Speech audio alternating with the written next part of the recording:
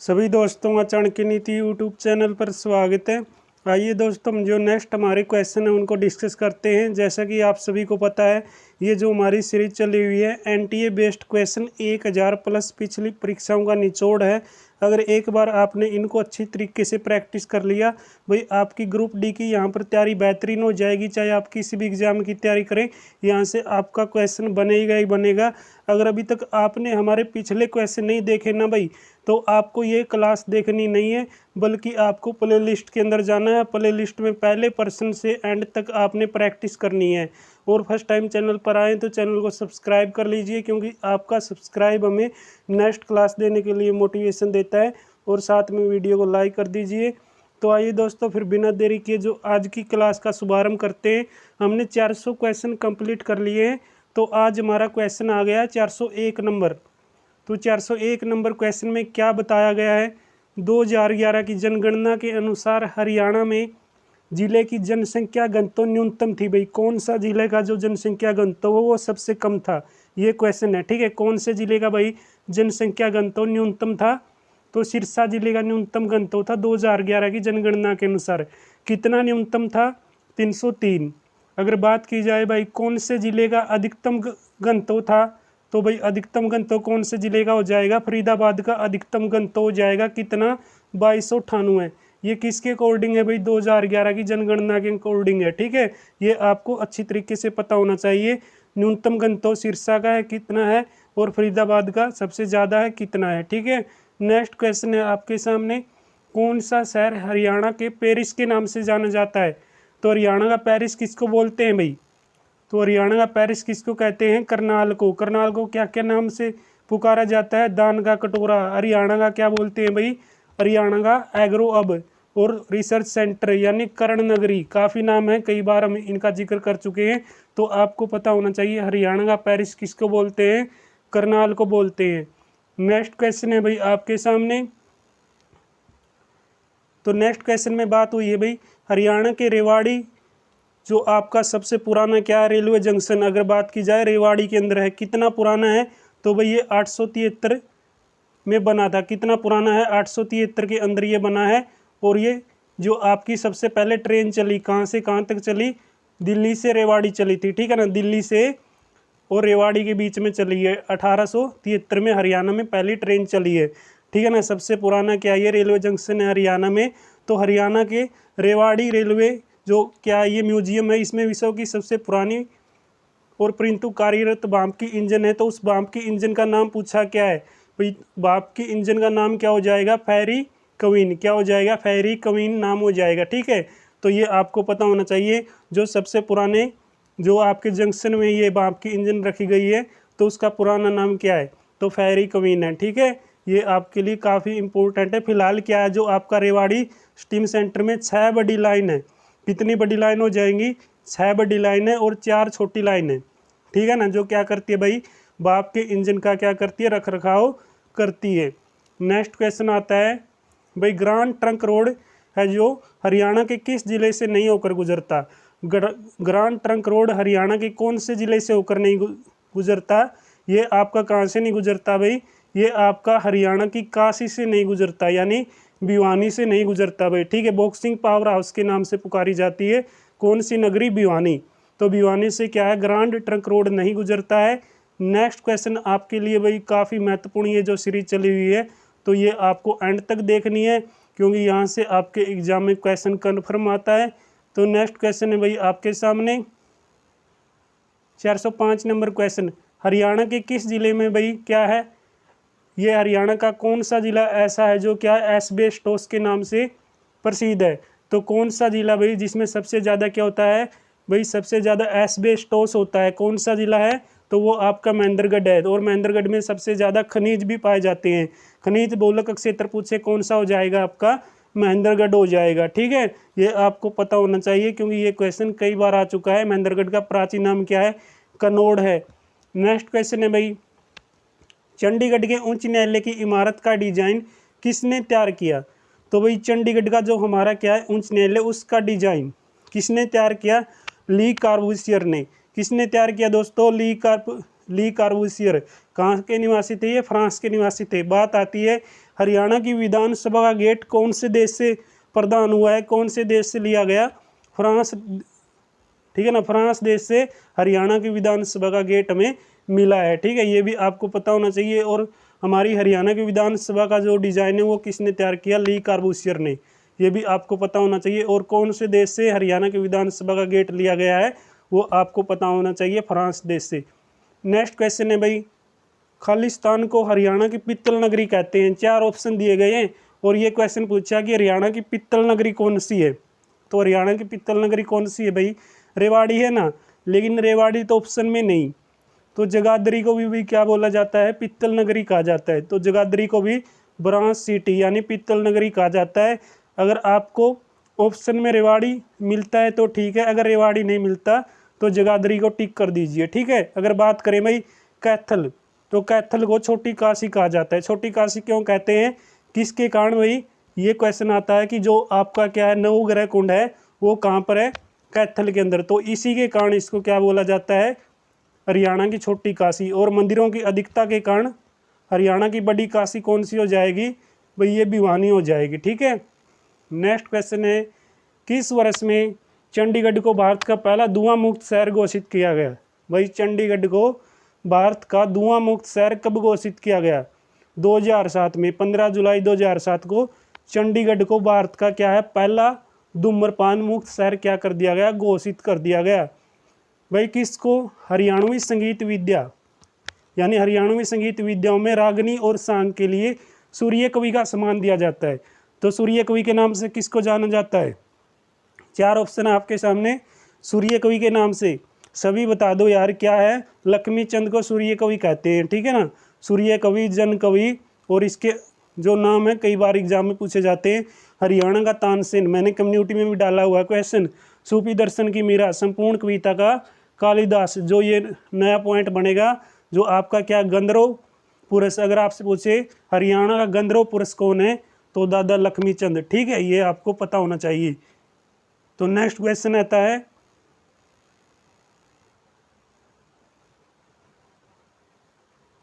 तो अगला क्वेश्चन हुआ है भाई तैयार आपके लिए।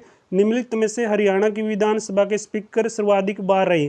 तो कौन से ऐसे स्पीकर हैं भाई जो हरियाणा की विधानसभा में सबसे ज़्यादा बार क्या बने हैं? अध्यक्ष बने हैं, स्पीकर बने हैं। तो हरियाणा की विधानसभा में स्पीकर बनने वाले सबसे ज़्यादा बार व्यक्ति कौन हो जाएंगे भाई? आपके कौन से हो जाएंगे? हरमेंद्र सिंह चड्ढा। तो क्या ये 3 बार हरियाणा की विधानसभा के अध्यक्ष रहे? इसका कार्यकाल भी आपके सामने है, ये भी आपको पता होना चाहिए। और हरियाणा विधानसभा के पहले पुरुष अध्यक्ष कौन है भाई? पुरुष स्पीकर कौन हो जाएंगे? तो कौन हो जाएंगे? राव वीरेंद्र सिंह। ठीक है, राव वीरेंद्र सिंह क्या है आपके पहले पुरुष अध्यक्ष हो जाएंगे। किसके? हरियाणा विधानसभा अध्यक्ष के। और जो पहली हरियाणा विधानसभा की महिला अध्यक्ष कौन हो जाएगी? वो आपकी सन्नो देवी। और सन्नो देवी देश की भी पहली महिला विधानसभा अध्यक्ष है। ठीक है, ये आपको जानकारी होनी चाहिए। नेक्स्ट क्वेश्चन है जो आपके लिए भाई, तो हरियाणा का चेरापूंजी किसको बोलते हैं? चेरापूंजी किसको कहा जाता है? छछरौली को। तो हरियाणा का चेरापूंजी छछरौली को कहते हैं। क्यों कहते हैं? पूरे हरियाणा में सबसे अधिक वर्षा होने के कारण छछरौली को हरियाणा का चेरापूंजी कहा जाता है। तो इसका जवाब मुझे बताना भाई, जो आपका छछरौली है कौन से डिस्ट्रिक्ट में पड़ता है? छछरौली आपका कौन से डिस्ट्रिक्ट में पड़ता है, किस शहर में आता है? ठीक है। नेक्स्ट क्वेश्चन है, जो हरियाणा को किस नाम से पुकारा जाता है या हरियाणा को क्या कहा जाता है? ये क्वेश्चन पूछा है।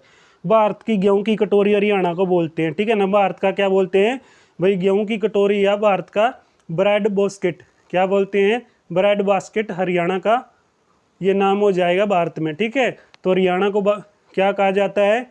भारत की गेहूं की कटोरी या भारत का ब्रेड बास्केट के नाम से पुकारा जाता है। तो चीनी यात्री जो आपका क्या था? ह्यून सोंग किसके काल में आया? हर्षवर्धन के काल में आया। तो हरियाणा का क्या था ये भाई? क्या था ये? आपका वैभव दर्शाता है। तो हरियाणा के कौन से शहर को ये दर्शाता है?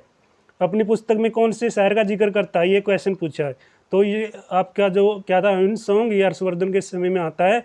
तो अपनी पुस्तक थी भाई, कौन सी पुस्तक थी ये हम बता चुके हैं। इसका जवाब आप मुझे नीचे कमेंट बॉक्स में बताना, इनकी पुस्तक का नाम क्या है। उसमें इन्होंने कौन से शहर का जिक्र किया? ये क्वेश्चन है। थानेसर शहर का जिक्र किया। ठीक है भाई, थानेसर शहर का जिक्र कर चुके हैं ये। तो पुस्तक का नाम बताइए, ये किसके काल में आए हैं, मैंने बता ही दिया किसके काल में, आपके जो राजा हुआ करते कौन, हर्षवर्धन, उसी के समय में आए थे। नेक्स्ट क्वेश्चन है, हरियाणा की सबसे पुरानी नहर बताओ भाई, हरियाणा की सबसे पुरानी नहर बताइए कौन सी है। तो हरियाणा की सबसे पुरानी नहर बताओ कौन सी है। तो हरियाणा की सबसे पुरानी नहर हो जाएगी पश्चिमी पूर्वी यमुना नहर, ठीक है ना। पश्चिमी पूर्वी यमुना नहर हरियाणा की सबसे पुरानी नहर है।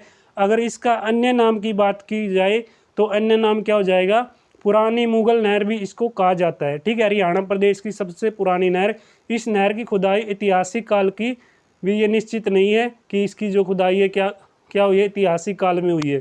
तो ऐसा माना जाता है कि इस नहर की खुदाई सर्वप्रथम किसके समय में हुई, पृथ्वीराज चौहान के समय में हुई, परंतु ऐतिहासिक साहित्य में 1355 में इसकी खुदाई मानी जाती है। किसके समय में, फिरोज शाह तुगलक के समय में, ठीक है ना, ये आपको पता होना चाहिए। नेक्स्ट है भाई, तो हरियाणा देश में खालिस्तान के उत्पादन में प्रथम स्थान रखता है, किसके उत्पादन में भाई, ऑप्शनों के अकॉर्डिंग हमें चलना है। सीमेंट सबसे ज़्यादा, या फिर ट्रैक्टर, या कार, या स्कूटी। तो ट्रैक्टर के उत्पादन में क्या है भाई, हरियाणा सबसे टॉप में है, ठीक है। फिलहाल बात करें हरियाणा ऑप्शन के अकॉर्डिंग, ठीक है ना, उत्पादन में प्रथम स्थान पर है, किस में, ट्रैक्टर में। तो ट्रैक्टर में सबसे ज़्यादा रहेगा। हरियाणा में ट्रैक्टर सबसे ज़्यादा कहाँ पर बनते हैं, तो आपके फरीदाबाद में, पता होना चाहिए भाई, ट्रैक्टर सबसे ज़्यादा हरियाणा में कहाँ पर बनते हैं, फरीदाबाद में, ठीक है ना, फरीदाबाद में ट्रैक्टर बनते हैं, ठीक है। नेक्स्ट क्वेश्चन है भाई आपके लिए, तो हरियाणा के थानेसर में पाई जाने वाली बारी मिट्टी को क्या कहते हैं। तो हरियाणा के थानेसर में जो मिट्टी पाई जाती है उसको क्या बोलते हैं, तो उसको क्या कहते हैं भाई, डाबर कहते हैं। हरियाणा के थानेसर में जो मिट्टी पाई जाती है उसको क्या कहते हैं, डाबर कहते हैं। इस मिट्टी में किसकी प्रधानता होती है, चिकनाई सबसे ज़्यादा होती है भाई इस मिट्टी में, ठीक है, चिकनाई होती है। तो यहाँ से हमें कुछ पॉइंट सीखने को मिलेंगे जो आपके सामने हैं। थानेसर और फतेहाबाद के गग्गर क्षेत्र में कठोर मिट्टी पाई जाती है। बात क्या है, थानेसर और फतेहाबाद जो है उसके गग्गर क्षेत्र में कठोर मिट्टी पाई जाती है, जिसे सौर और लोहा युक्त मिट्टी की बात की जाए तो वो कहाँ पर पाई जाएगी, सौर और लोहा युक्त मिट्टी आपकी जगाधरी में पाई जाएगी, जिसे डाबर के नाम से भी पुकारा जाता है, ठीक है। ये जानकारी आपको पता होनी चाहिए क्योंकि ये आपके एग्जाम में पूछी जा सकती है। नेक्स्ट है भाई, तो नेक्स्ट देख लो भाई, जो ये मिट्टी है इस मिट्टी में किस किस की जो खेती है वो होती है, ठीक है ना, किस किस फसल को उगाया जाता है इस मिट्टी में। तो इस मिट्टी में चावल, गेहूं, चना, जौ की खेती की जाती है।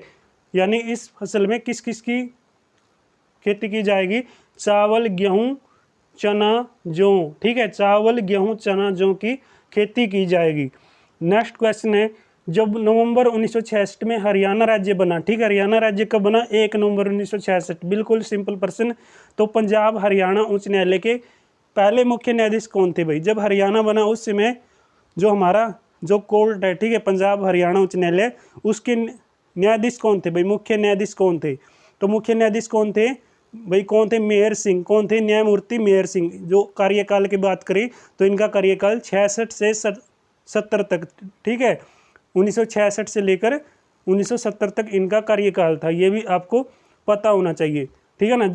जिस समय हमारा हरियाणा बना उस समय ये क्या थे, हमारे कोर्ट के पहले न्यायाधीश बने थे मेहर सिंह। इनका कार्यकाल 1966 से लेकर 70 तक। नेक्स्ट क्वेश्चन है भाई, वीरेंद्र सहवाग ने अपना पहला दोहरा शतक अंतर्राष्ट्रीय एक दिवसीय क्रिकेट के विरुद्ध लगाया, कौन सी टीम के खिलाफ भाई इन्होंने पहला अपना दोहरा शतक लगाया था। तो दोहरा शतक कौन सी टीम के खिलाफ लगाया वीरेंद्र सहवाग ने। तो वीरेंद्र सहवाग ने भाई दोहरा शतक लगाया था वेस्ट इंडीज के खिलाफ।